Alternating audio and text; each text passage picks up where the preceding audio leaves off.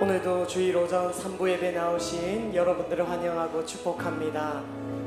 오늘도 우리를 거룩히 여겨주시고 구별되게 주의 자녀로 예배자로 불러주신 주님의 그 십자가 사랑과 은혜를 기억하시면서 우리 이 시간 예수 피를 힘입어 찬양하며 예배 자리로 나아가겠습니다.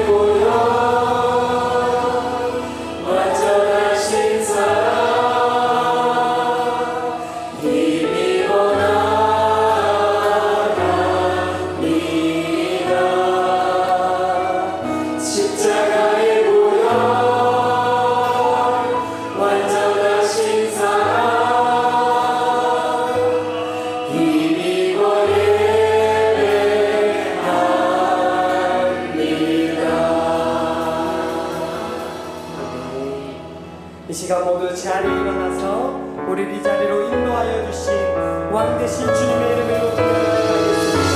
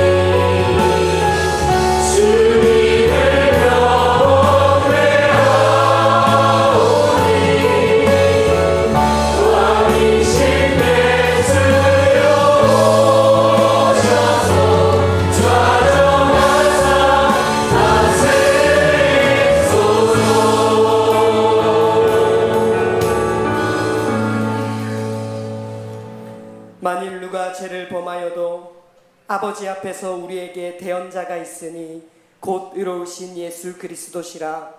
그는 우리 죄를 위한 화목제물이니 우리만 위할 뿐 아니요 온 세상의 죄를 위하심이라. 아멘. 지금도 여전히 살아 역사하시는 하나님 아버지, 우리를 구별하여 주님을 예배하는 공동체로 복된 주일 불로 모아주심에 감사와 경배를 올려드립니다. 주님의 말씀을 이 시간 주님의 자녀로 주님의 종으로 듣기 원하오니 우리에게 말씀하시고 가르쳐 주옵소서. 우리의 심령을 이 시간 성령 하나님 주장하여 주시사 오직 삼위 하나님의 이름만 경배하는 이 시간 되게 하옵소서. 예수님의 이름으로 기원드립니다. 아멘.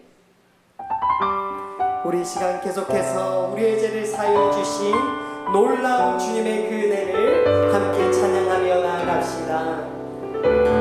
놀랍다 주님의 놀랍다 주님의 그 은혜, 우리의 죄를 속하시려 갈보리 십자가 위에서 언약 보혈을 흘렸네.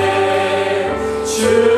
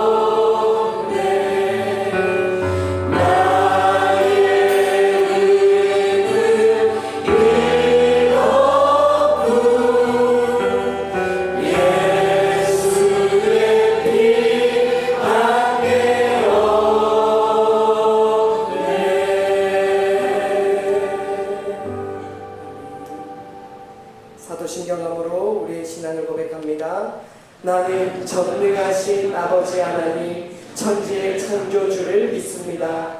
나는 그의 유일하신 아들 우리 주 예수 그리스도를 믿습니다. 그는 성령으로 잉태되어 동정녀 마리아에게서 나시고 본디오 빌라도에게 고난을 받아 십자가에 못 박혀 죽으시고 장사된 지 사흘 만에 죽은 자 가운데서 다시 살아나셨으며 하늘에 오르시어 전능하신 아버지 하나님 우편에 앉아 계시다가 거기로부터 살아있는 자와 죽은 자를 심판하러 오십니다. 나는 성령을 믿으며 거룩한 공교회와 성도의 교제와 죄를 용서받는 것과 몸의 부활과 영생을 믿습니다. 아멘. 작석해 주시길 바랍니다. 이 시간 우리를 대표해서 김봉서 장로님 나와 기도 인도하겠습니다. 하나님, 언제나 불러도 감사한 하나님의 이름을 찬양합니다. 신이 말씀으로 창조하신 세상 가운데 인생을 지으시고 우리에게 그 창조 세계를 다스릴 권세를 주신 하나님, 그 영광의 이름을 높입니다.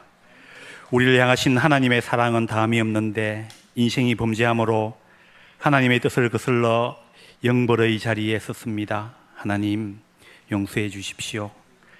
허물과 범죄한 인생 가운데 예수님의 십자가 보혈로 죽음에서 생명으로 우리를 구원하신 하나님의 세밀한 계획에 우리를 불러주셔서 감사합니다.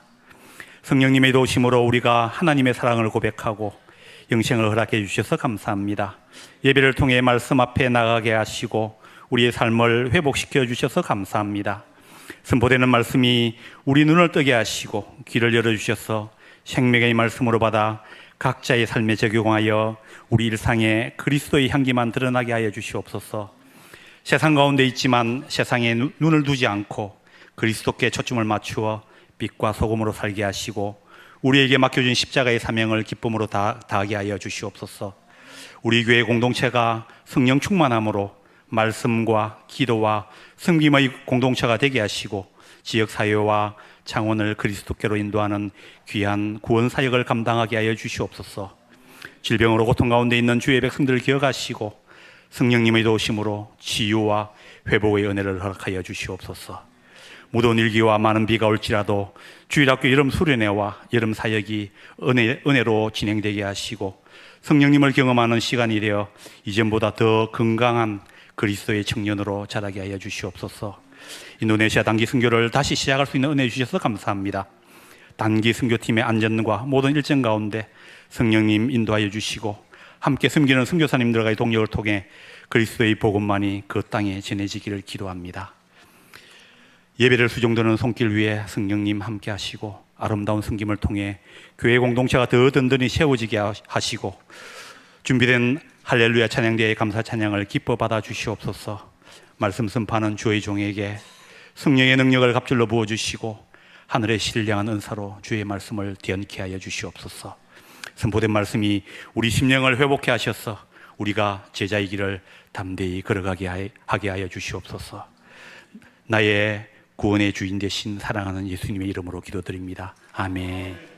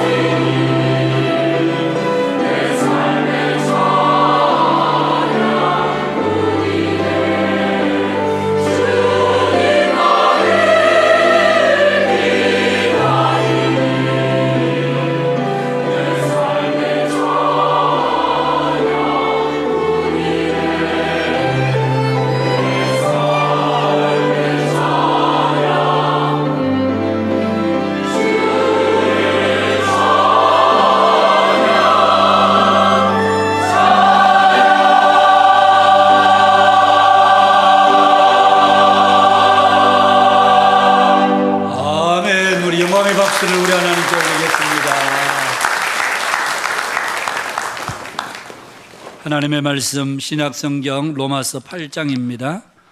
로마서 8장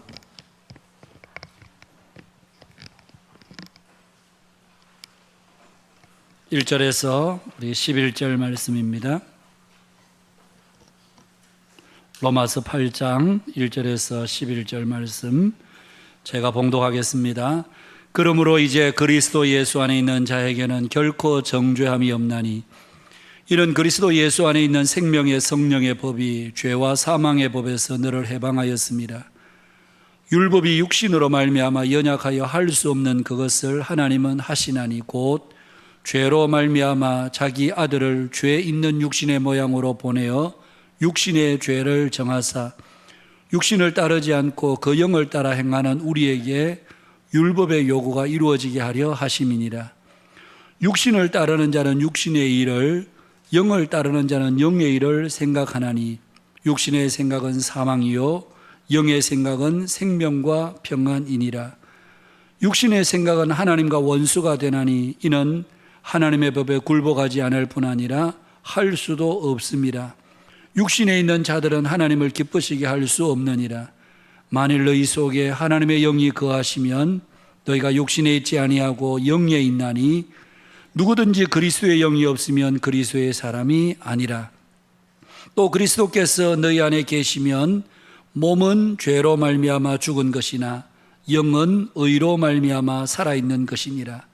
예수를 죽은 자 가운데 살리신 이의 영이 너희 안에 거하시면 그리스도 예수를 죽은 자 가운데 살리신 이가 너희 안에 거하시는 그의 영으로 말미암아 너희 죽을 몸도 살리시리라. 아멘. 우리 옆 사람들 한번 인사하실까요? 반갑습니다. 사랑합니다. 축복합니다. 인사해 주십시오. 저는 지난 6월 28일에 필리핀에 저녁에 출발을 해서 지난 수요일 저녁에 그렇게 도착을 했습니다. 3주 동안 필리핀의 타가이타이라고 하는 그 호수 그 밑에 아마데오라는 곳에 대구에서 지은 선교 센터가 있어서 거기서 교회까지는 1시간 한 20분 정도 그렇게 거리가 있는데, 그래서 그곳에서 3주간을 머물면서 주일은 또 마닐라 한비교회 가서 말씀을 전하고 그렇게 3주간을 지냈습니다. 마닐라 한비교회 상황은 제가 가보니까 지금 필리핀은 방학이라 일부는 또 국내로 들어오신 분들도 계시고 전체 성도들과 또 공부하러 온 학생들 포함해서 한 30여 명 남짓되는 사람들이 매주일 모여서 그곳에 예배를 드리고 있는 상황이었습니다.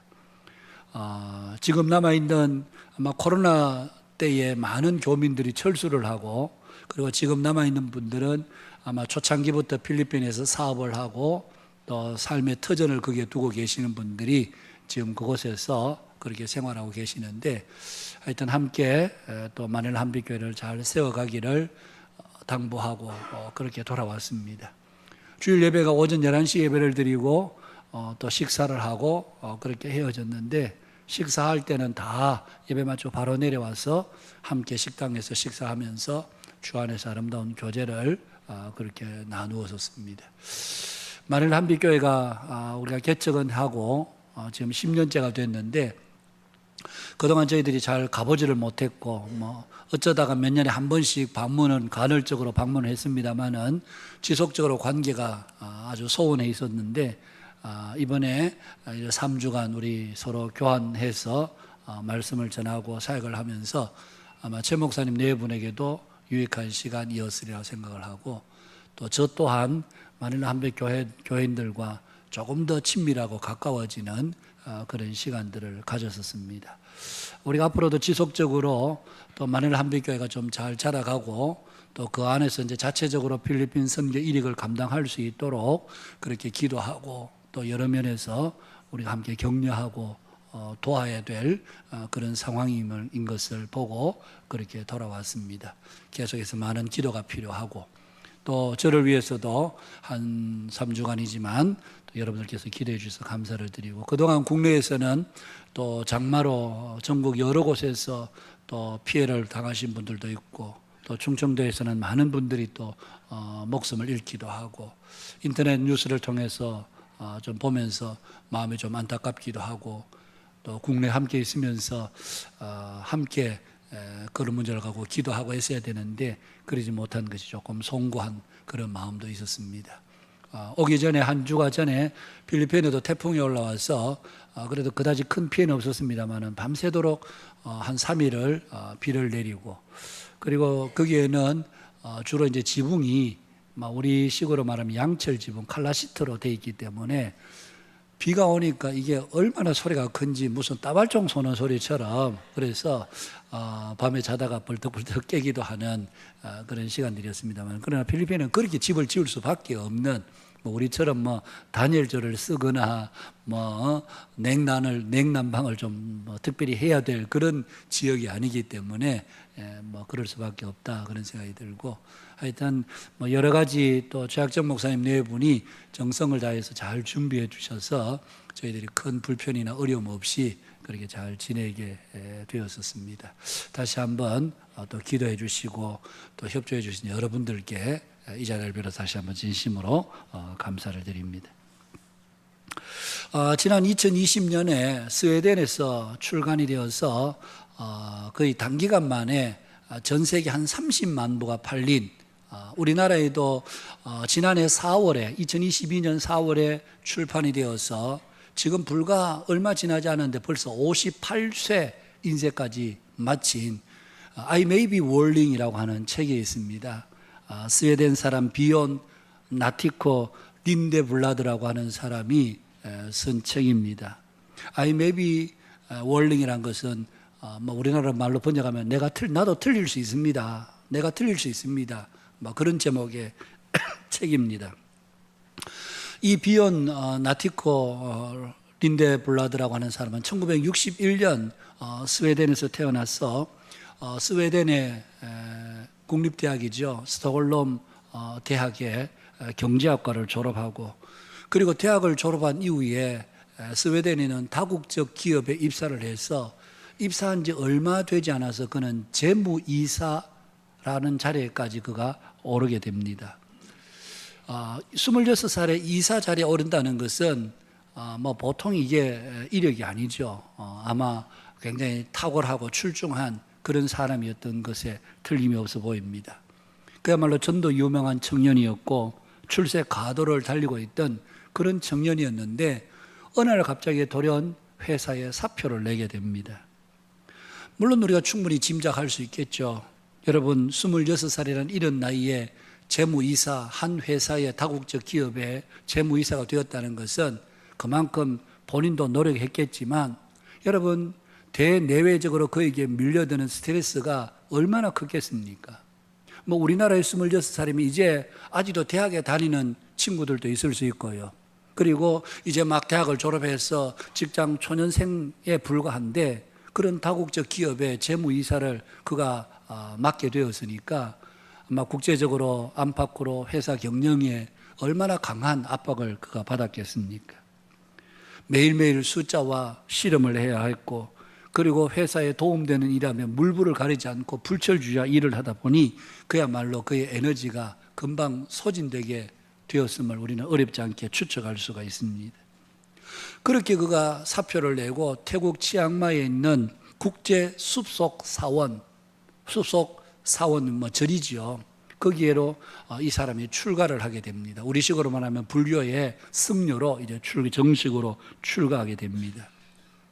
그리고 그것에서 한 7년 이상을 명상과 수련의 시간들을 보내고, 그리고 다시 영국에 있는 숲속 사원학교에 가서 또 7년간을 보내고, 그리고 또 스위스에 가서 칸드슈테크라고 하는 곳에 가서 또 7년간을 그는 명상과 수련의 시간들을 보내게 됩니다. 그러다가 마침내 2008년에 그는 다시 세상으로 환속하게 됩니다. 그의 고향 스웨덴으로 돌아오게 되지요. 어쩌면 20년 가까이의 명상과 수련 생활을 통해서 그는 그의 삶의 많은 부분들을 사실은 바꾸어 놓았었습니다. 이제는 웬만한 일 앞에서도 그 마음에 흔들림이 없이 평정을 유지할 뿐만 아니라 그야말로 자신의 삶을 자연과 조화롭게 일치시키는 그런 수련을 했기 때문에 아마 그의 생각은 다시 환속을 해서 세상으로 다시 내 고향 스웨덴으로 돌아간다 할지라도 나는 세상 속에서 이 삶을 구현하리라, 아마 그런 마음으로 그가 환속하지 않았겠습니까? 그러나 막상 세상으로 환속했을 때에 그의 삶은 일순간에 곤두박질 치게 됩니다. 자신의 의지대로 자신의 삶을 통제할 수가 없었습니다. 그야말로 고즈넉한 그런 자연 환경 속에서 숲속 밀림에서 거기에 모인 사람들은 모두가 다 같은 이상과 목적을 가지고 온 사람들이었기 때문에 물론 사람들 사이에 모이면 갈등은 있을 수 있지만 그러나 그다지 일반 세상과는 차단되어 있었고 거기에서 고즈넉한 환경 속에서 명상과 수련 그리고 사람들과의 관계를 원만하게 이어가는, 그러다 보니 아마 7년 동안 그런 세월을 지나는 동안 충분히 마음의 평정을 얻을 수 있었고, 이 정도면 내가 세상으로 나가도 되겠다, 그런 마음이 충분히 그에게 들 수가 있었겠죠. 저도 2005년도에 한 5개월만 제주도에 있는 열방대에 가서 매일 아침에 5시에 일어나서 새벽 기도부터 시작해서 오전 강의 듣고 오후 강의 듣고 그리고 저녁에 기도회 하고 이렇게 한 3개월만 지나니까요, 야, 이게 완전 내 신앙이 다 완성될 것 같은 그런 느낌이 들 정도이더라고요. 근데 그게 한 20년 생활을 그렇게 지냈으니까 얼마나 마음의 평안과 안정과 그리고 이제는 어떤 상황 앞에서도 요동치 않는 그런 굳건한 마음을 그가 가지지 않았겠습니까? 그런데 막상 환속했을 때 그의 삶은 전혀 그러지를 못했습니다. 그래서 그는 1년 6개월, 약 한 18개월 동안 극심한 우울증에 그가 시달리게 됩니다. 그야말로 이상과 현실이라는 삶의 괴리에서 오는 일종의 정신적인 충격이었다고 말할 수가 있겠죠. 그러다가 겨우 정신을 차리고 가까운 지인들이 강의를 요청하는 바람에 강의를 하면서부터 사람의 입에서 입으로 소문이 퍼지게 되고 급기야 방송국에서 연락이 오게 되고 그러면서 전국적으로 유명세를 타면서 결국은 스웨덴에서 마음수련 학교를 열게 됩니다. 이 마음수련 학교는 스웨덴에 있는 사람들뿐만 아니라 전 세계 사람들의 많은 반향을 일으키게 되었습니다. 여러분, 그도 그럴 것이 오늘을 사는 이 시대를 사는 현대인들의 가장 큰 어려움이 무엇입니까? 우리가 먹고 사는 일도 적지 않게 어려움이긴 합니다만은, 그러나 오늘 현대인들이 앓는 가장 큰 어려움은 바로 정신적인 마음의 질병이라고 할 수 있습니다. 예전보다도 더 많은 우울증 환자들이 해마다 늘어나고 있고요, 대인 기피, 대인 공포증 환자들이 나날이 갈수록 많이 늘어나고 있는 그런 시대를 보면 이 현대인들의 그 정신적인 마음의 병이라는 것은 어쩌면 뿌리 깊은 병이다, 그렇게 말할 수 있습니다. 그런 현대인들의 마음의 질병의 숲속에서 고요히 명상하고 명상하고 수련했던 그것을 전파하니까 현대인들이 금방 거기에 강의에 매료되고 빨려들게 되는 것이죠. 여러분, 저도 우리나라에도 얼마 전에 그런 일들이 있었습니다만은 아직 충분히 사연이 밝혀지지 않았지만 서울의 초등학교 교사가 학교에 출근해서 스스로 목숨을 끊는, 그래서 온 나라가 지금 술렁거리고 있지 않습니까? 우리는 신문기사나 이런 걸 보면 이제 대학을 졸업하고 이제 교사로 임용된 지 얼마 안 된 이 자매가 그가 세상에서 또 겪었을, 학교 사회에서 겪었을 마음의 아픔과 고통, 그것이 얼마나 컸으면 그렇게 꽃다운 나이에 스스로 목숨을 끊었을까? 온 국민이 정말 슬퍼하고 좀 술렁이는 그런 가운데 있습니다. 그만큼 현대인들의 마음의 질병이란 여러분 뿌리 깊다, 그렇게 말할 수 있습니다. 저도 그 책을 읽으면서 많은 인사이트를 얻을 수가 있었습니다. 책 제목처럼 I may be wrong, 내가 틀릴 수 있습니다. 우리는 자신이 말하는 것, 생각하는 것 다 옳다고 생각합니다. 그렇기 때문에 자신 있게 말을 하는 거죠. 그리고 자신의 생각이 누군가가 틀렸다 이야기하면 그때부터 우리 마음속에 분노가 일어나죠. 그러면서 왜 자신의 생각이 맞는지 온갖 이유들을 찾아내서 자신이 틀리지 않았음을 증명하려고 하는 것이 오늘 사는 이 시대의 우리 모두의 모습들이라고 할 수 있습니다. 그러나 우리 자신이 얼마든지 틀릴 수 있습니다. 내가 말하는 것도 틀릴 수 있고 내가 생각하는 것도 틀릴 수 있고 내가 행동하는 것이 다 옳은 것은 아닙니다. 여러분, 이런 인사이트를 그는 오랜 수련 동안 스스로 깨달은 것이죠. 뿐만 아니라 머리에 떠오르는 생각을 다 믿지는 않는다. 어느 방송국에서 그가 환송하자마자 인터뷰를 요청했습니다. 당신이 한 20여 년간 그렇게 명상과 수련을 통해서 깨달은 것은 무엇입니까? 그랬을 때 그의 첫 마디가 저는 머릿속에 떠오르는 것을 다 믿지 않습니다. 우리 머릿속에는 하루에도 수만 가지 생각들이 오고 갑니다. 그러나 어떤 분들은 그 머릿속에 떠오르는 생각에 사로잡혀서 금방 삶의 깊은 침체의 나락으로 빠지는 경우들도 없지 않아 있습니다. 우리 머리에 떠오르는 생각은 긍정적인 것도 있지만 부정적인 것들도 많습니다. 그런데 사람들은 긍정보다 부정에 더 빨리 반응을 하게 됩니다. 그래서 부정적인 생각에 사로잡히게 되면 금방 그의 삶이 곤두박질을 치게 되는 이런 어려움들을 우리가 겪게 되죠. 그래서 그는 오랜 동안 명상을 동안 우리 머릿속에 떠오르는 생각을 다 믿지 말자. 내 머릿속에 떠오르는 것이 다 내 현실이거나 내 미래거나 내 삶의 현재가 될 수 없다. 이런 인사이트는 굉장히 책을 읽으면서도 유용하고 도움이 되는 그런 얘기가 아닐 수가 없었습니다. 그는 수련 기간 동안 매일 바랑이 하나 짊어지고 탁발을 합니다.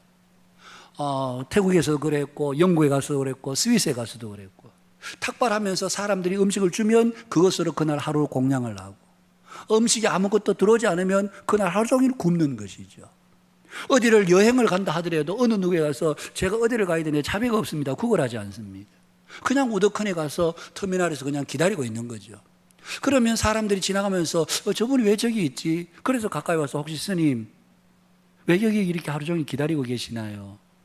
혹시 어디를 가시나요? 예, 어디를 가려고 합니다. 혹시 차비가 없으신가요? 예, 차비가 없습니다. 그러면 그분들이 끊어주는 것으로 그만큼 가게 되고 그만큼 움직여야 되는 그야말로 자신의 모든 삶을 세상 돌아가는 자연스러운 이치의 환경의 흐름에 자신을 온전히 맡기는 현대인들이 그런 책들과 강의들을 들어보면 정말 매료될 수밖에 없는 우리는 매일 수없이 많은 사람들과 치열하게 경쟁하며 살아가야 되는데 이렇게 자연 속에 자연의 이치 속에 세상의 흐름 속에 자신을 전적으로 맡기고 있으면 먹고 없으면 굶고 있으면 가고 없으면 안 가는 이런 삶은 여러분 치열한 경쟁 속에 살아가는 현대인들에게는 정말 동경할 수밖에 없는 그런 삶의 모습들을 그 책에서 읽을 수가 있었습니다. 그러다 그는 2018년에 루게릭이라고 하는 병으로 진단을 받게 됩니다. 그리고는 고통과 실험하다가 결국은 지난해 1월 2022년 1월에 61세의 나이로 그는 이 세상을 떠나게 됩니다. 그런데 저는 그 책을 읽고 마음속에 어떤 정말 너무 좋다. 정말 이런 삶은 정말 우리가 그리스도인들이 좀 본받고 싶다. 이런 생각이 들기보다는 이 책을 손에서 딱 놓는 그 순간에 제 마음속에 밀려오는 느낌은 허무감과 허탈감이었습니다. 비욘 린데블라드가 그토록 추구했던 삶이 바로 이런 삶이었나? 이런 회의감이 제 속에 밀려왔습니다. 그가 겪었을 마음의 고통 충분히 이해할 수 있습니다. 26살 이런 나이에 그가 겪었을 마음의 아픔과 고통이 얼마나 컸겠습니까? 그러나 그 자신의 마음의 평정, 마음의 안정, 마음의 안심을 위해서 그의 생애를 61세의 생애를 송두리째 바쳤고 결국은 이 세상을 떠나면서 그러면 그가 이 세상에 남긴 것은 과연 무엇이었는가? 소위 말하는 마음 챙김, 마음 수련 이것 하나 얻고자 내 마음에 좀 안정되고 평안함을 얻고자 그의 생애를 이렇게 61년 생애를 불태웠단 말인가? 그리고 그가 그렇게 평생을 바쳐서 짧은 생이지만 평생을 바쳐서 그렇게 갈망했던 마음 챙김, 마음 수련은 결국 온전히 이루었다고 할 수 있겠는가? 이런 의문들이 제 속에 일어나는 것이었습니다. 그러면서 책을 놓으면서 뭔가 말로 표현할 수 없는 허무감과 허탈감이 제 속에 밀려오는 좀 안타깝다. 응? 그렇게 총명하고 전도 유망한 청년이 결국 그 내면의 고통, 그 문제를 추스리지 못해서 그것과 20년 이상을 싸움을 하다가 마지막 이 세상을 병으로 떠나긴 했지만 그러면 그가 살아있는 동안 그의 마음은 온전히 과연 다스려졌겠는가? 이런 의문이 제 머릿속에 남지 않을 수가 없었습니다. 오늘 우리가 이 땅을 살아가는 동안 우리에게 많은 문제들이 있죠. 우리 안에도 사실은 자신의 내면의 문제들이 많습니다. 우리가 다 점잖하게 앉아 있지만 하루에도 수없이 많은 여러분, 소리 없는 총성들 우리 가슴 속에서 얼마나 많은 갈등과 많은 투쟁과 다툼들이 있습니까? 자신의 모난 성격들 때문에 괴로워하고 아파하는, 가족들에게 불쑥 뱉던 한마디 말 때문에 내가 왜 그 말을 했던가, 이것 때문에 몇 날 며칠을 가슴 아리를 해야 되는 이런 내면의 아픔과 고통을 가지고 우리는 씨름하는 날들이 적지 않습니다. 가정의 문제도 있습니다. 자녀들의 문제도 있습니다. 우리가 직장이나 사회생활을 하면서 사람들과의 관계에서 오는 크고 작은 어려움들도 우리에게는 얼마든지 있습니다. 여러분 한번 생각해 보십시오.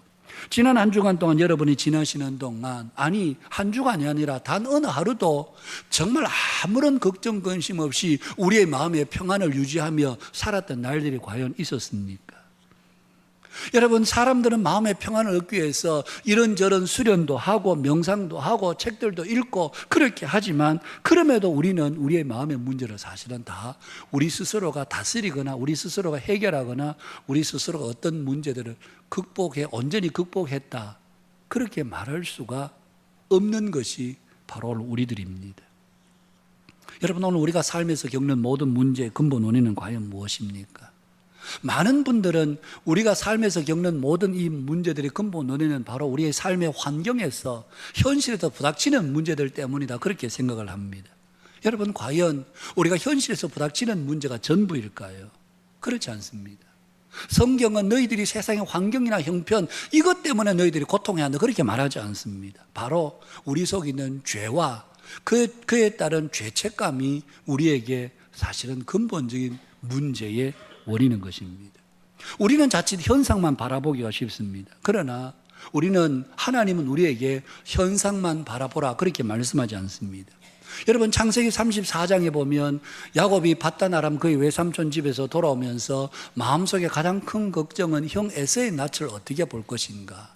20년 전에 형을 속이고 장자의 명분을 그가 가로챘는데, 형이 그때도 내 죽이려고 했는데 과연 형은 어떻게 나를 맞이해 줄까, 그게 두려웠습니다. 그래서 우리가 아는 대로 야복강 나루터에서 처자식들과 모든 소유를 건너보내고는 그는 밤이 새도록 그곳에서 결국은 하나님의 천사와 씨름을 하게 되고, 그리고 그로부터 축복을 받아내게 되죠. 그리고는 야곱을 만났을 때, 에서를 만났을 때 그 형 에서가 얼마나 반갑게 맞이해 주는지, 그러면서 내가 앞장설 테니 너는 나를 따르라. 그러자 야곱이 말합니다. 처자식도 아직도 어리고 오랜 여행 기간에 짐승들도 새끼를 데려서 이제 과히 몰면 죽을지도 모르겠습니다. 그러니 형님이 먼저 가시면 저는 뒤따라서 형님 뒤따라 가겠습니다. 그리고는 그는 곧장 어디로 가냐면 세겜으로 갑니다. 그곳에서 땅을 사고 우리간을 짓고 잠시간이지만 그 세겜에서 그가 정착을 하게 되죠. 그런데 어느 날 그의 딸 디나가 그 세겜성 사람들을 보러 갔다가 그 세겜성의 추장이 되는, 성주가 되는 하몰의 아들 세겜에게 성폭행을 당하는, 강간을 당하는 사건이 일어나게 됩니다. 이 일로 야곱의 마음은 몹시 찹찹했습니다. 그래서 그의 아들들이 들에서 돌아왔을 때 이 사건의 전말을 고하자 불같은 성격의 아들 시몬과 레위가 어떻게 저 이방인들이 내 여동생을 이렇게 더럽힐 수가 있는가. 그래서 그들이 와서 화친하는 척합니다. 우리와 당신들 사이에 서로 통혼을 하고 물건을 서로 주고받고 팔고 사고 하려고 할 것 같으면 당신들이 모두 할례를 받아야 된다. 그래서 그 세겜성의 모든 남자들을 할례를 받게 하고는 제3일째 되는 날, 고통이 가장 극심한 때에 이 시몬과 레위가 칼을 차고 들어가서는 세겜성의 남자들을 모두 죽이고 그 소유들을 약탈해 버렸습니다. 그 일이 야곱에게는 엄청난 화근이 되었습니다. 그래서 야곱이 굉장히 두려웠습니다. 그래서 두 아들을 불러놓고 호되게 야단을 합니다. 너희들 때문에 지금 우리 가족들이 몰살당하게 생겼다. 이미 야곱은 그 지역의 상황들을 너무 잘 알고 있었습니다. 그 가나안 땅에는 가나안 부족 동맹체가 있어서 세겜상 사람들을 아작을 내놨으니 그 상 주변에 있는 성 사람들이 우리를 가만두겠느냐. 너희들 때문에 우리 모든 가족들이 지금 몰살당하게 생겼다. 그런 위기 가운데 있었습니다. 그때 창세기 35장을 시작하면서 하나님은 야곱에게 말씀합니다. 야곱아, 일어나 베델로 올라가거라. 여러분, 어떻게 생각하면 하나님은 지금 현재 벌어지는 상황을 잘 인식하지 못하고 계신 게 아닌가? 그런 생각이 들 만큼 한가롭게 지금 베델로 올라가서 예배드리고 제단을 쌓을 때가 아닙니다. 그럼에도 하나님은 야곱에게 야곱아, 일어나 베델로 올라가라. 그러면서 하시는 말씀이 20년 전에 네가 네 형 에사의 낯을 피하여 도망하던 때에 내게 나타났던 하나님께 그곳에서 제단을 쌓으라는 것입니다.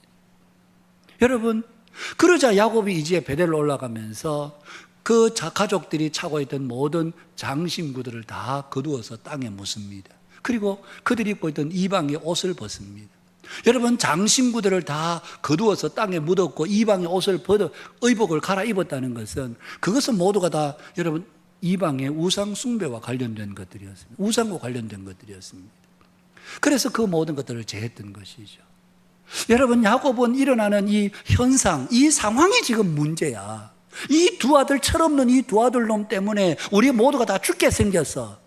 야곱은 어쩌면 그렇게 보고 있었지만 하나님은 야곱아, 문제 핵심은 그게 아니야. 너 두 아들이 문제가 아니야. 이 세겜성 사람들 모조리 죽인 게 문제가 아니야. 너의 문제는 말이야, 바로 네가 지금 너 가족들이 우상 숭배에 너희들이 빠져있고 이방에 복장을 하고 마땅히 네가 가나안 땅에 들어오면 하나님 앞에 창세기 28장에서 서원했던 대로 베델에 올라가서 이 베개로 삼았던 것을 여호와의 성전의 기둥이 되게 하겠다고, 네가 하나님 앞에 예배하겠다고 그렇게 맹세했던 그것을 네가 지금 잊고 있는 거야. 그러면서 잠자고 있던 야곱의 영성을 깨워준 것이었습니다. 여러분, 오늘 우리는 이 땅을 살아가면서 늘 현실적인 문제가 우리를 어렵게 한다고 생각합니다. 환경이 나를 위해서 이래. 저 사람 때문에 내가 힘이 들어. 저 사람만 없으면 내가 이렇진 않을 텐데 저 사람이 나를 힘들게 해. 그러면서 늘 모든 문제의 근원을 사람이나 환경이나 형편에 우리가 돌릴 때가 많습니다. 그러나 하나님은 우리가 그렇게 말씀하지 않습니다. 환경이 문제야, 사람이 문제야, 그렇게 말씀하지 않습니다. 우리의 많은 문제는 바로 죄와 그에 따른 죄책감이 우리의 삶을 곤두박질 치게 만드는, 영적인 문제가 사실 우리에게 더 심각한 문제일 때가 많더라는 얘기입니다. 여러분, 우리가 가정적으로 개인적으로 어려울 때에 이 문제를 어떻게 할까 이렇게 고민하기보다는 지금 내 영적인 상태가 하나님 앞에 어떠한가, 하나님이 받으실 만한 상태인가. 그래서 우리는 항상 우리의 문제의 초점을 어디에 두어야 되는가 하면 외부적인 어떤 문제나 환경에 두는 것이 아니라 우리의 영성에 초점을 맞추거든요. 내가 지금 하나님 앞에 지금 형식적으로 예배하고 하나님과 지금 건성으로 지금 내가 대화를 나누고 하나님 앞에 내가 지금 온전한 마음으로 섬기는 게 아니라 그냥 흉내만 내는 그런 믿음의 생활을 하고 있지 않는지, 바로 우리의 근본적인 믿음의 문제, 영성의 문제, 이 문제를 우리가 살펴봐야 될 이유가 바로 여기에 있는 것입니다. 여러분, 사탄은요, 우리의 머리카락 하나라도 땅에 떨어지게 할 수 없습니다. 사탄은 절대로 우리의 생명을 손대지 못합니다. 우리는 사탄이 우리를 죽이거나 살리거나 그렇게 할 능력이, 사탄에게는 하나님께서 그런 권세와 능력을 주지 않으셨습니다. 여러분, 욥기를 보십시오. 그렇게 하나님께서 욥에게, 사탄에게 모든 정권을 주면서 욥의 생명에 손대지 마, 그건 너 권한 아니야. 그의 재산은 빼앗아 갈 수 있고 그렇게 할 수 있지만 너 그거 욥의 생명에 손대지 마. 하나님은 여러분, 사탄에 의해서 생명들이 이렇게 다운되는 것이 아닙니다. 그러나 사탄이 하는 일은 무엇입니까? 우리로 하여금 우리를 유혹하게 하고 우리를 넘어지게 하는 것은 사탄이 하는 일입니다. 좀 더 심하게 말하면 사람들 속에 들어와서 그 사람을 미치도록 만드는, 정신없는 삶을 살도록 만드는, 그라사인의 두 강인이 그렇지 않습니까? 무덤 사이에 거하면서 괴성을 지르고 쇠고랑도 가 끊어버리고 그러면서 사람들을 위협하는, 마귀가, 사탄이 그 속에 들어가 있으니까 정상적인 삶을 살 수가 없는, 가론준 유다의 마음속에 마귀가 들어가니까 예수님을 은삼십에 팔아넘기는 이런 짓을 하게 되는, 그 사람 속에 들어가서 그 사람을 조종하고 그 사람을 낙심에 빠뜨리고 시험에 빠뜨리고 그렇게 할 수는 있지만 우리의 생명에는 손을 댈 수는 없습니다. 여러분, 이렇게 살아가는 이런 사탄의 끊임없는, 여러분, 우리에게 향하는 괴계들이 우리에게 있습니다. 그런데 이런 사탄의 그런 괴계들에 대해서 사도 바울은 오늘 말씀을 통해서 우리에게 명확하게 이야기합니다. 그러므로 이제 그리스도 예수 안에 있는 자에게는 결코 정죄함이 없다. 앞에서 우리가 로마서 5장에서부터 쭉 보았습니다마는, 여러분, 로마서 5장에서 믿음으로 의롭다함을 받은 사람, 믿음으로 의롭다함을 받은 사람은 어떤 사람인가? 첫 번째는 하나님과 화평을 이루게 된 사람이다. 그리고 두 번째는 은혜의 보좌 앞에 담대히 들어감을 얻게 된 사람이다. 그리고 하나님의 영광을 바라고 즐거워한다. 환난 중에서도 기뻐하는 사람이다. 믿음으로 의롭다고 함을 받은 사람들이 어떤 사람들인지 여러분 사도 바울은 명확하게 우리들에게 보여주었죠. 그럼에도 오늘 우리가 하나님과 화평을 누리고 더 이상 우리가 하나님의 은혜의 보좌 앞에 머뭇거리는 사람이나 담대하게 우리가 지성소로 들어갈 수 있는 그런 은혜를 얻었고, 기도라는 은혜의 방편을 통해서 언제든지 하나님 앞에 나아갈 수 있는 그런 자격을 얻게 되었고, 하나님의 영광을 바라고 즐거워하고, 환난 중에서도 낙심하는 것이 아니라 기뻐하고, 환난은 인내를, 인내는 연단을, 연단은 소망을 낳는 줄 알미니라. 그래서 환난 중에도 기뻐하는 사람, 그렇게 이야기를 합니다. 놀라운 신분의 변을 얻은 것이죠. 그럼에도 여러분 오늘 우리에게 여전히 남아있는 것은 죄의 세력과 그리고 그 죄의 세력이 우리를 넘어지게 하는 현실은 우리에게 여전히 남아있습니다. 그것이 6장과 7장을 거쳐가면서 사도 바울이 고백하고 있는 말씀이죠. 내가 마음으로는 하나님의 법을, 육신으로는 죄의 법을 섬기노라. 내가 마음으로는 하나님을 잘 섬기고 싶고 하나님을 예배하고 싶고, 그런데 내가 살아보니까 내 육신이 죄의 법을 따라가게 되는 그런 이중적인 고통, 이중성에 있는 이런 고통 때문에 결국은 7장 마지막 절에 사도 바울이 깊은 탄식이 이르게 됩니다. 오호라 나는 곤고한 사람이로다. 이 사망의 몸에서 누가 나를 건져내랴. 여러분, 이런 절망적인 탄식이 이룰 수밖에 없는 우리들에게 사도 바울은 너무나도 명확한 진리를 보여주고 있습니다. 그러므로 이제 그리스도 예수 안에 있는 자에게는 결코 정죄함이 없다. 오늘 말씀을 자세히 보면 우리에게 정죄함이 없다, 그렇게 이야기를 합니다. 그런데 어떤 사람에게 앞에 조건이 있습니다. 그리스도 예수 안에 있는 사람에게. 그리스도 예수 안에 있다는 것이 무엇입니까? 바로 주님과 영적인 관계가 돈독한 사람을 이야기합니다. 마치 요한복음 15장에 포도나무와 그 가지의 비유처럼 가지가 포도나무에 붙어 있지 않으면 열매를 맺을 수 없음 같이 너희가 내 안에 있지 아니하면 그러하리라. 여러분, 가지는 스스로 열매 맺으려고 애를 쓸 필요가 없습니다. 가지가 하는 일은 그냥 원나무에 붙어 있기만 하면 과실은 절로 맺어지는 것이지, 포도나무 가지가 뭘 맺으려고 애를 쓰고 발버둥을 치고 요동할 필요가 없습니다. 바로 주님과 우리의 관계가 그렇다는 얘기입니다. 우리가 주님에게 붙어 있기만 하면 주님은, 그 주님을 통해서 우리는 많은 열매를 맺게 되는, 우리가 그리스도 예수 안에 있다는 것은 원 가지가 되시는, 원 나무 줄기가 되시는 그 예수님 앞에 우리가 한 가지처럼 그분 앞에 붙어 있는 것을 이야기합니다. 여러분, 그리스도 예수 안에 있는 사람은 단순히 교회 다니는 사람을 말하지 않습니다. 우리는 우리 자신이 스스로 속지 않아야 됩니다. 내가 지금 교회를 다니고 교회 이런저런 봉사를 열심히 하고 있으니까 나는 그리스도께 속한 사람일 거야. 예, 그럴 수도 있지만 그렇지 않을 수도 있습니다. 우리는 분명한 것은 주님과의 관계를, 영적인 깊은 관계를 맺고 있는 사람이어야 합니다. 우리가 부족하고 연약하여 넘어질 수는 있습니다. 그러나 주님께서 나의 죄를 이미 용서하셨고 주님이 내 안에 살고 계심을, 내가 주님 안에, 주님이 내 안에 계심을 우리가 확신하는 사람, 그냥 머리로 확신하는 사람이 아니라 삶에서 확신하는 사람. 그냥 머리로 믿고 입으로만 믿는다고 신앙 고백하는 것은 지식과 그냥 입술의 고백일 뿐일 수도 있습니다. 그러나 지식과 입술의 고백이 아닌 삶에서 그분과 늘 친밀한 영적 관계가 나누어지고 누려지고, 이런 사람들이 바로 그리스도 예수 안에 있다, 그렇게 말할 수 있습니다.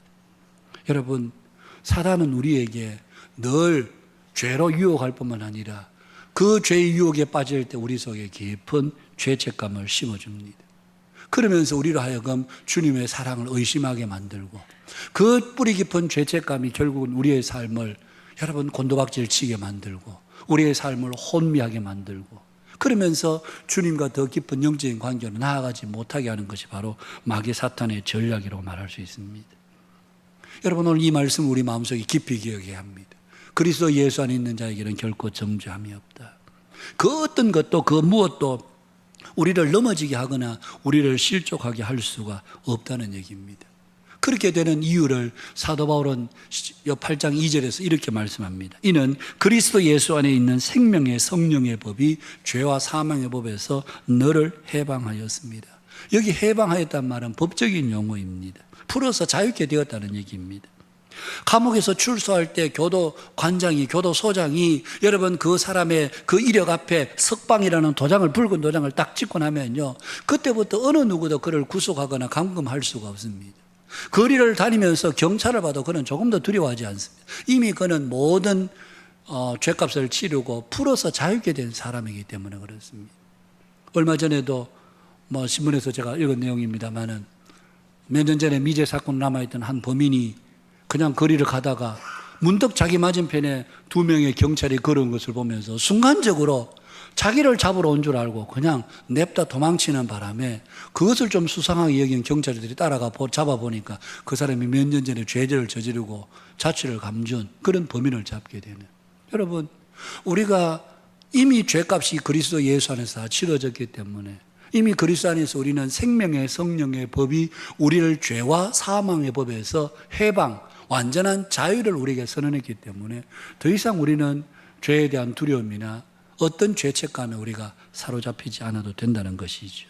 이미 우리는 그리스도 안에서 자유케 되었기 때문에 그렇습니다. 정죄감이 없이 산다는 것은 우리에게 굉장히 중요합니다. 여러분, 죄에 대한 그리고 용서에 대한 확신이 없으면요, 우리는 늘 불안과 두려움 속에 빠져서 살게 됩니다. 아담과 하와가 여러분 범죄하고 났을 때 그들이 했던 첫 번째 행동은 동산 나무 사이에 숨는 것이었습니다. 하나님이 두렵다는 겁니다. 죄에 대한, 죄와 그 용서에 대한 확신이 없으면 우리는 늘 불안과 두려움 속에 빠져서 살아가는 것이 우리들입니다. 우리가 먹고 사는 것이 다 여유롭고 평상이야 잘 자는 것 같지만 여러분, 우리 마음속에 죄를 품고 있으면요, 나도 모르는 사이 우리 마음속에 늘 불안과 두려움들이 끊이질 않는 것입니다. 그래서 그 심령이 하나님 앞에 토로되고 깨끗할 때는 더 이상 두려움이 없는데, 우리 속에 감추어진 죄악들이 있으면 늘 우리는 뭔가 한쪽 가슴에, 한쪽 마음 구석에는 불안과 두려움들이 늘 우리를 자리 잡고 우리를 엄습하고 있는, 그게 여러분 결코 정죄함이 없다는 이 말씀에 우리가 확신하지 못할 때 생기는 일인 것이죠. 불안과 그 두려움이 때로는 우리의 삶의 의욕을 꺾어버리기도 하고요, 자신의 삶을 자신을 패배자로 인식하게 만들고, 그러면서 삶의 깊은 나락으로 떨어지게 만드는 것이 바로 이 죄와 그에 따른 죄책감이라고 할 수 있습니다. 사탄이 노리는 것은 바로 이것입니다. 우리로 하여금 삶의 모든 의욕을 꺾어버리고 더 이상 그리스도인으로 살지 못하도록 하는, 당당하게 주님 앞에 나아가서 그렇게 의로운 사람으로 살지 못하도록 만드는 것이 바로 사탄의 계획인 것입니다. 사랑하는 여러분, 저와 여러분이 오늘 이 시대를 살아가면서 더 이상 우리 자신을 스스로 정죄감으로 몰아넣지 마시기를 바랍니다. 주님은 우리에게 더 이상 정죄함이 없다고 그랬는데, 내가 나를 용서하지 못해서 내가 나를 늘 정죄함의 그 구석에 나를 몰아넣고 그 속에서 두려워 떨고 사는 것은 그리스도인을 합당한 삶이라고 볼 수가 없는 것입니다. 뿐만 아니라 더 이상 저와 여러분 우리 자신들을 스스로 비하시키지 마시길 바랍니다. 나는 아무것도 아니야, 나는 무능해, 나는 못나서, 나는 바보야. 하나님은 우리에게 단 한 번도 야, 너는 참 바보스럽네, 너는 참 무능하네, 하나님은 한 번도 우리에게 바보스럽다거나 무능하다거나 모자란다거나 그렇게 말씀하신 적이 없는데, 우리는 늘 다른 사람과 비교를 통해서 나는 무능해, 나는 바보 같아, 나는 모자라, 그러면서 우리 스스로를 정죄하는, 그것은 여러분 결코 합당한 삶의 태도라고 말할 수 없습니다. 연약하여 넘어질 때도 있습니다. 우리가 좌절하고 낙심해서 쓰러질 때도 있습니다. 그러나 우리는 이미 그리스도 예수 안에서 자유케 된 사람임을 여러분 결코 의심하지 마시기를 바랍니다. 나는 결코 다시 죄 아래 끌려가거나 죄의 속박 아래 살거나 마귀가 사탄이 나를 부리는 대로 내가 마음대로 끌려갈 수 있는 사람이 아니라는 것에 우리는 당당한 확신이 우리 속에 있어야 하는 것입니다. 이런 우리들에게 성경은 말씀합니다. 육신을 따르는 자는 육신의 일을, 영을 따르는 자는 영의 일을 생각하나니. 여러분, 영의 일을 생각한다는 것은 무슨 뜻입니까? 모든 가치와 기준을 하나님께 두고 그 말씀의 그 기준을 두고 살아가는 것이 영을 따르는 자의 삶이라고 말할 수 있습니다. 지난 3주간 동안 필리핀에 머무는 동안 육체적으로는 굉장히 안식이 됐죠. 육체적으로 고된 일도 별로 없고요. 그리고 여기 와서는 주일날 1, 2, 3부 설교를 해야 되지만 이른 아침에 새벽같이 일어나서 1부 7시 반부터 시작해서 3부까지 뭐 그렇게 해야 되지만 마늘 한비교회 가니까 11시 딱 한 번 설교하더라고요. 예.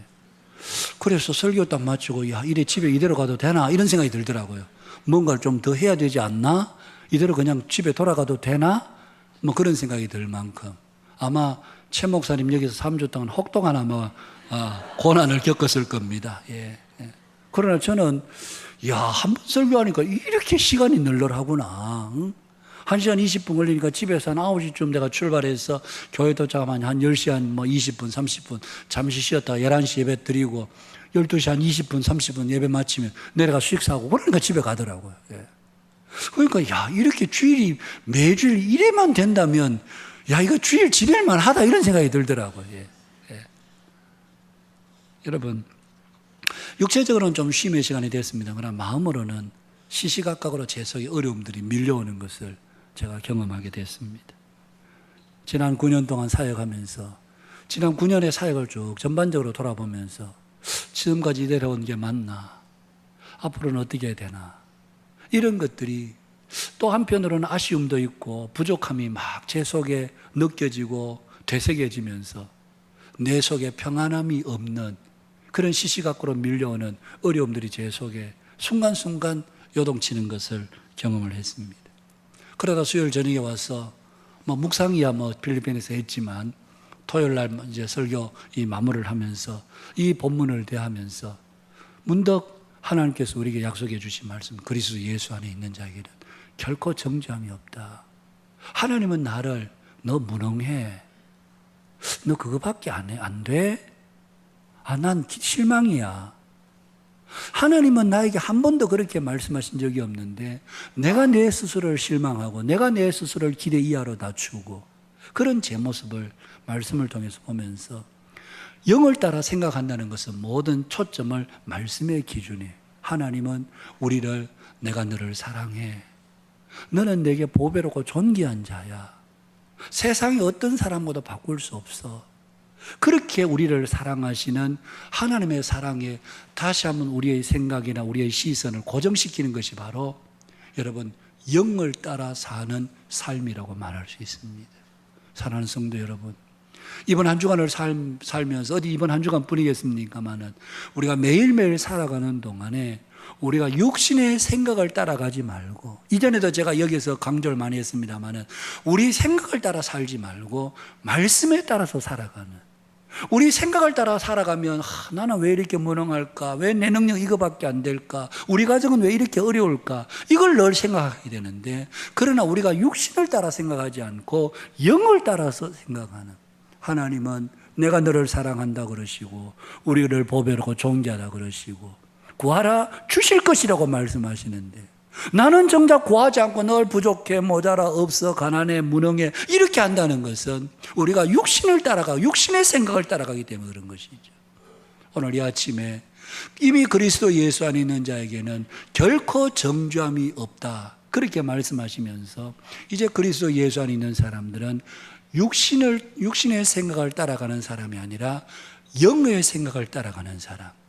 영의 생각은 생명과 평안이라고 말씀하셨습니다. 이 생명과 평안이 저와 여러분의 삶에 풍성히 누려지는 매일매일 영의 생각을 따라서 믿음으로 사는 복된 성도들이 되어서 이 시대를 살아가면서 세상 사람들은 다 마음의 질병, 앞서 제가 비온 나티고 린데블라드라는 사람 이야기를 했습니다마는 마음 그거 하나 좀 평안을 넣고자 그렇게 발버둥 쳤지만 과연 그가 마음의 평안을 온전히 얻었다고 할 수 있겠는가? 그러나 여러분 성경은 거기에 대해서 명확하게 우리에게 말씀하고 있습니다. 너희들의 마음의 평안의 문제가 아니라 그리스도 예수 안에 있는 자에게는 결코 정죄함이 없다. 어느 누구도 너희들을 해코지 하거나 너희들을 다시 과거의 삶으로 되돌릴 수 있는 존재가 없다는 것. 이것이 성경이 우리들에게 주시는 하나님의 말씀의 선포인 것을 믿고 육을 따라가는 것이 아니라 영을 따라서 믿음으로 사는 저와 여러분 되셔서 하나님 나라의 복된 성도들로 든든히 살아가는 우리 모두가 되실 수 있기를 주님의 이름으로 축복합니다. 기도하겠습니다. 감사합니다. 오늘 저희들이 주신 말씀 기억하면서 주님, 이미 그리스도 예수 안에 있는 자에게는 결코 정죄함이 없다. 생명의 성령의 법이 죄와 사망의 법에서 바로 오늘 우리들의 이름을 부르면서 진수 너가 해방되었다. 우리 각자 이름을 부르면서 너가 해방된 사람이야.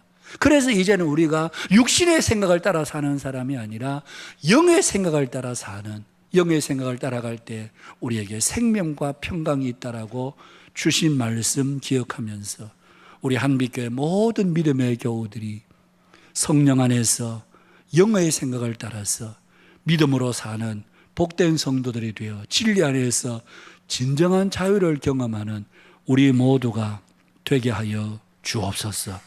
예수님 거룩하신 이름으로 기도하옵나이다. 아멘. 우리 찬송가 418장 우리 찬송입니다.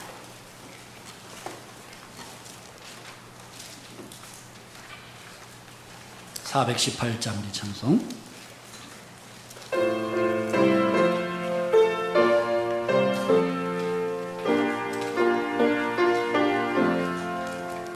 기쁠 때나 슬플 때나 도우시는 사랑의 주, 기쁠 때에 찬양하고 슬플 때 기도합니다. 사랑의 우리 주여 위로하소서.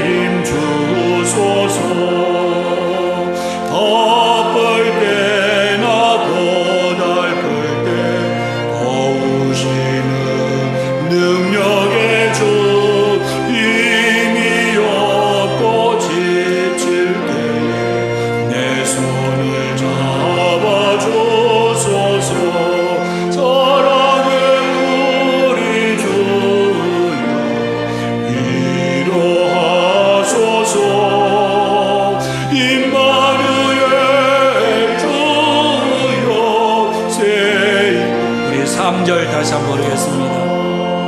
바쁠 때나 고달플 때 도우시는 능력의 주, 힘이 없고 지칠 때에 내 손을 잡아주소서.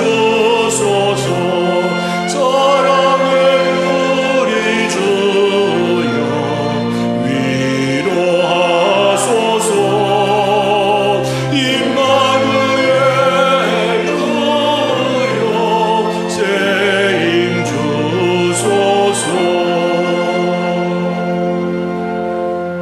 감사합니다. 오늘 이 시간에도 주 앞에 귀한 염을 봉헌합니다. 땀 흘려 수고하여 얻은 소득 중에 주일헌금 11조 감사헌금, 선교와 또 사랑 나눔 귀한 예물을 주 앞에 구별하여 봉헌합니다. 우리에게 일할 수 있는 일터 주셨고, 일할 수 있는 건강 주셨고, 재물 얻을 수 있는 능을 주셔서 저희들이 하나님 이 땅에 살아가는 줄 알고, 모든 것이 다 하나님의 있는 은혜인 줄 알고, 이 시간 무엇보다 먼저 하나님 앞에 감사와 찬송과 영광을 주께 올려드립니다. 우리를 인도하시고 도우시는 아버지, 다시 한번 머리 숙여 진심으로 감사하고 또 감사를 올립니다. 이번 한 주간 이 세상을 살아가는 동안 우리 한빛교회에 속한 모든 성도들 가정, 특별히 자녀들에게 은혜를 베풀어 주시고 그 앞길들을 열어주시며 장래 모든 일들이 주의 은혜 가운데 선하게 쓰임받는 복된 자녀들 되고 성도들의 직장, 격려하는 기업들 위해 손으로 수고하는 모든 일에 하나님께서 30배, 60배, 100배의 결실들이 거두어지게 하사 부족하거나 모자람이 없도록 우리 모든 성도들의 가정 창고가 든든히 채워지게 하여 주옵소서. 성도들 중에 연약한 성도들이 있습니다. 하나님 마음의 고통과 근심 중에 있는 성도들이 있습니까? 이 시간도 그리스도 예수 안에 있는 자에게는 결코 정죄함이 없음을 알고 이제는 육신을 따라 생각하지 않고 영을 따라 생각하며 생명의 성령의 법이 죄와 사망의 법에서 우리를 해방하였음을 알고 진리 안에서 온전히 자유케 된 삶을 살아가는 우리 모두가 되게 해 주옵소서. 육체적인 질병 가운데 있는 성도들이 있다면 오늘 이 시간도 주님 치유하여 주시옵소서. 능력의 손으로 어루만지시사 깨끗하게 고침받고 낫게 하여 주시고, 하나님 세상에 좋은 의사분들도 많고 좋은 치료약도 많고 의료술, 하나님 의술도 많이 선진화되었지만 우리의 모든 치유와 능력은 오직 여호와께로부터 오는 줄 믿사오니 주님 치유하시고 회복시키사 주 안에서 외양간에서 뛰쳐나온 송아지처럼 기뻐 뛰며 찬양하는 우리 모든 믿음의 교우들이 되게 하여 주시옵소서. 이번 한 주간도 진리 안에서 사는 저희들 되게 하시고 삶의 기쁨과 감사와 은혜가 충만하도록 주께서 역사하여 주시옵소서. 모든 영광 주님께 올립니다. 예수님 거룩하신 이름으로 기도하옵나이다. 아멘. 우리 한빛 코이노니아 소식 전하겠습니다. 소식 전하기 전에 오늘 처음 오신 분이 계시네요. 우리 이성배 형제님 자진해서 오셨습니다. 우리 어디 계십니까? 한번 잠시 한번 일어나 주시겠습니까? 예, 가까운데 계시면 우리 박수를 한번 환영하도록 하겠습니다. 예. 새 가족 오셔서 인사하고 그렇게 가시면 좋겠습니다. 코이노니아 소식 전하겠습니다. 3부 예배 후에 우리 정기 재직회가 있습니다. 3부 예배 후에 하니까 장로님들하고 안수 집사님이 몇 명만 남고 다 가시더라고요. 예, 그래서 이 자리에 계신 우리 안수 집사 권사님들은, 장립 집사 권사님들은 100% 참석하셔야 됩니다. 뭐 그렇다고 해서 아이고 뭐 서리 집사는 가도 되는 모양이다 그렇게 생각하지 마시고 참석해 주시기를 바라겠습니다. 튀르키예 오늘 오후 예배 시간에는 튀르키예 소아시아 초대교회 견학을 우리 교회 29명이 다녀오셨는데 간단한 보고와 함께 또 특별 찬양하도록 그렇게 하겠습니다. 27일 목요일부터 29일까지 천안 고려신학대학원 중고등부 수련회 있습니다. 여러분 많이 기도해 주시길 바라고요. 15차 인도네시아 단기 선교가 여긴 금요일부터 되어 있는데 실제 출발은 목요일날 밤 10시부터 출발합니다. 이번에는 예전에 늘 부산으로 갔는데 이번에 인천까지 가야 돼서 굉장히 첫 시간부터 고된 시간들입니다. 여러분 기억해 주시고 많이 기도해 주시고 또 많이 또 물질적으로도 후원해 주시면 풍성한 사역이 되도록 여러분 기도로 물질로 협력해 주시면 감사하겠습니다. 8월 3일부터 5일까지 초등부 여름 캠프가 있겠고요. 다음 주일 오후 예배는 육마을 예배가 있겠습니다. 기억하시고 준비해 주시기를 바랍니다. 내일부터 8월 25일까지 우리 사랑방 모임 각종 사역 방학하겠습니다. 쉬는 동안 재충전 시간 가지실 수 있기를 바라고요. 우리 늘 푸른 교실 자원봉사자 긴급 모집합니다. 창원 베델 장애인 선교에서 주관하는 말씀 캠프가 7월 31일부터 8월 2일 까지 북옥 온천 콘도에서 그렇게 진행되는데 아마 자원봉사자들이 많이 모자라는 것 같습니다. 여러분 함께 참여해 주시면 감사하겠고 이미성 집사님께 문의를 해 주시겠고요. 참고로 지난해 제가 여기 우리 이 말씀 집회에 지난해 한번 말씀 집회 강사로 좀 섬겨달라 이래서 하려고 했는데 지난해는 코로나 때문에 중간에 취소가 되고 그래서 올해 제가 여기에 또 7월 31일부터 8월 2일까지 강사로 그래 참여하게 됩니다. 월요일 저녁부터 개예배부터 시작해서 월요일 오후에 개예배부터 시작해서 화요일, 수요일 오전 폐예배까지 한 5번 정도 설교를 하도록 되어 있는데 여러분 좀 많이 기도로 저를 도와주시면 감사하겠다 하는 말씀을 드립니다. 한빛 카페 7월 31일부터 8월 10일까지 3주간 방학하겠고요. 쉬겠습니다. 그러나 주일은 운영하도록 그렇게 하겠습니다. 김원성 장로님, 정영호 권사님, 김한철 집사님, 김기자 비집사님 성경일도 완료하셨고요. 보험학교 오기 수료자 이성호 집사님 2부 예배 시간에 수료하셨습니다. 중식 담당 오늘은 6마을, 다음 주는 7마을이 섬겨주시겠고 오늘 중식 후원은 우리 김종식 장로님, 김성래 권사님 가정에서 섬겨주시도록 그렇게 하겠습니다. 인쇄소 휴가 관계로 주보 자료는 오는 수요일 26일까지 마무리하도록 그렇게 하겠습니다. 우리 인려 사사랑방에 공룡기 우리 김수진 씨 집사님 가정, 공룡기 성도님 부친상 지난 17일 월요일 당하셨습니다. 또 10부 5사랑방의 정성웅 한아름 성도님 가정에 하나님께서 귀한 따님을 허락해 주셨습니다. 여러분 축하해 주시고 또 많이 또 위로해 주시면 감사하겠습니다.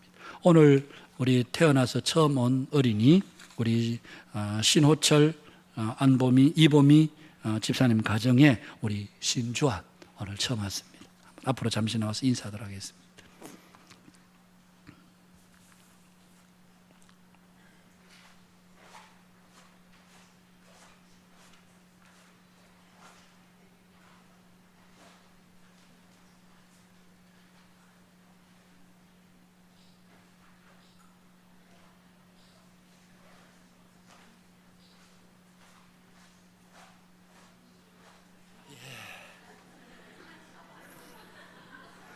열심히 주무시고 계십니다. 기도 한번 하겠습니다. 하나님, 우리 신호철 이보미 집사님 가정에 귀한 믿음의 아들 주한이를 선물로 주셔서 감사합니다. 이 가정에 주신 선물, 가정의 선물일 뿐만 아니라 우리 교회에 주신 언약의 선물입니다. 하나님께서 이 생명, 이 가정에 우리 교회에 공동체에 보내주신 줄 알고 믿음으로 주한이를 잘 양육하는 부모가 되고 우리 교회 공동체가 되게 하여 주옵소서. 주한이가 키가 자라고 몸이 자라갈 때마다 하나님을 아는 지혜와 지식에 더 성장이 있는 아이가 되게 하시고 이 아이를 통해서 하나님이 하실 일들이 남김없이 이 땅에 이루어지는 복된 하나님의 도구로 쓰임받게 하여 주옵소서. 내가 이새의 아들 다윗을 만나니 나의 마음을 시원케 하는 나의 마음에 합한 자라고 말씀하셨는데 주한이가 하나님의 마음에 합한 자로 쓰임받게 하여 주옵소서. 하나님, 우리 호철 형제의 내외를 주님이 기억하시사 주한이를 양육할 때의 믿음과 사랑과 주의 교양과 훈계로 잘 양육하는 부모들이 되게 하시고 우리 교회가 주한이를 축복하고 하나님 앞에 주한이를 통해서 큰 영광 드러나도록 기도로 격려하고 축복하는 우리 온 교회가 되게 하여 주옵소서. 이 아이를 주님의 손에 올림 부탁합니다. 주님, 이 아이를 붙드시고 하나님의 영광 나타나게 하여 주옵소서. 예수님 거룩하신 이름으로 기도하옵나이다. 아멘. 우리 축복성 함께 하도록 하겠습니다.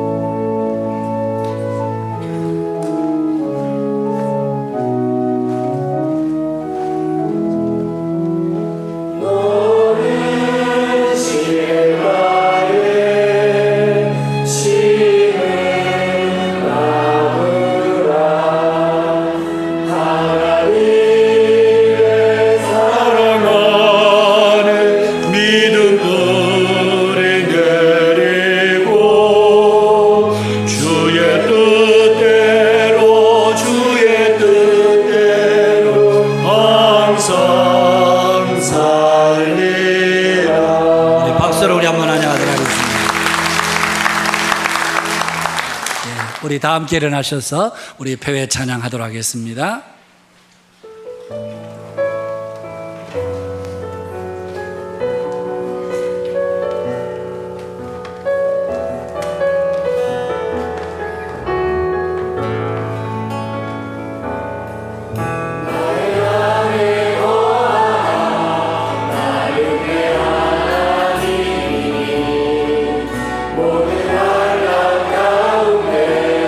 너를 지키는 자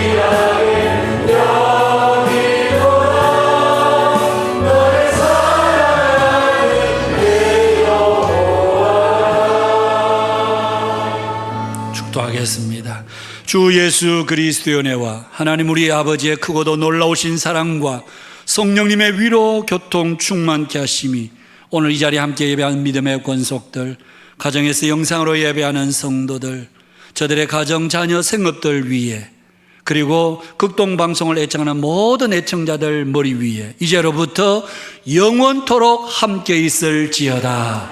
아멘.